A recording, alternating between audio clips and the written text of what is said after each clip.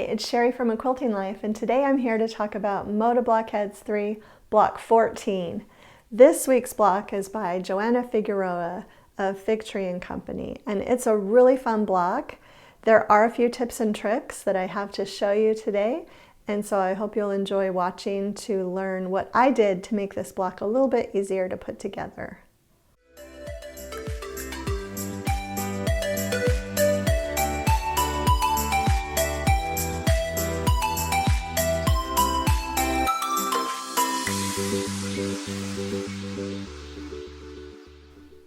So this week's block is the Summer Breeze block by Joanna Figueroa, and it actually looks a little bit complicated, but it's really not. There are some things you can do to really help ensure your accuracy.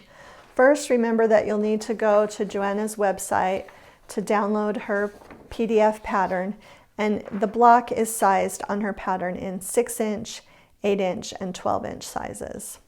Basically, I did everything identical to Joanna's pattern for my block this week, except that I used the primitive gathering triangles for my half square triangles.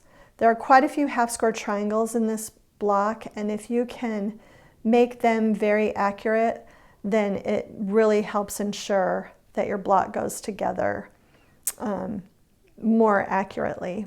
Another thing you might want to do is use kind of a scant 1/4 inch seam when you're sewing all these pieces together so your pieces don't get too small. If you're wondering what size half square triangle paper to get, you get the, for the 8-inch block, I use the 1-inch finished, and I'll put on my blog post the sizes that you'll need for the 6-inch block and the 12-inch block. Other than that, just put the half square triangles together. When you do have your triangles, be careful not to stretch them because they will have a bias edge when you're sewing it to these units. But it's a beautiful block, and I had a lot of fun making it this week, and I hope you will too.